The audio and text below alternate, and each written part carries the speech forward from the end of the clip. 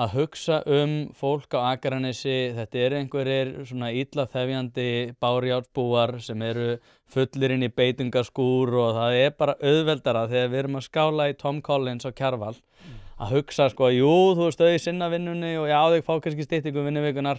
En þegar að öllu á botni kvöld, þá þetta bara fólk sem að drekkur illa og við viljum ekkert vita af því, sko. Þú veist, þau eru í sínum bárjárnshúsum á Akranesi, keyra í bæinn, en þar að utan, þá bara erum við ekkert mikið að pæla í þeim, sko.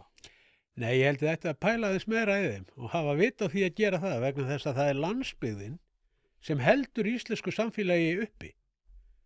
Það landsbyggðin sem að skapar gjaldeyristekjurnar fyrir íslenskt þjóðarbú.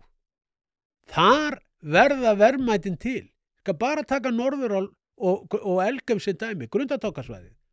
Það skilaði 151 milljarði í útflutningstekjur fyrir íslenskt þjóðarbú. Tæplega 10% af öllum útflutningstekjum þjóðarinnar urðu til þar. Svo hefur maður heyrt fólk hér, akkurat þetta sama fólk og þú ert að tala sem að skála hér í einhverjum kampæni og bara loka þessu, bara gerum bara eitthvað annað. Það bara kemur eitthvað annað. Þetta svo veruleika fyrst að það næringu tali. Þarna verða fjármunirnir til.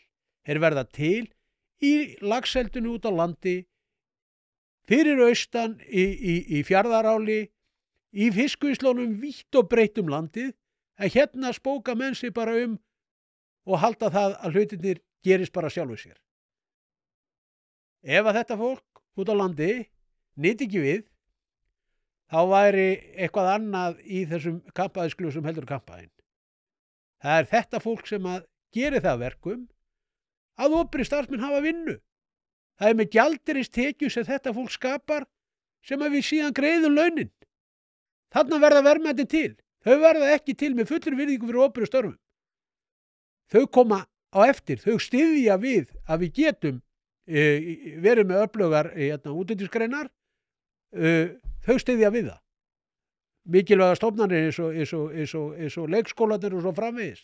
Menna, ef við hefum ekki leikskólana þá geti fólki sem að vinna upp í álver ekki, það geti ekki stund að vinnu. Þannig að allt þarf þetta að fara saman. Þakka þér kærlega fyrir að hlusta á þennan stutta bút. Þú getur nálgast þennan þátt og allt efni hlaðvarpsins Ein pæling á pardus.is/ein pæling.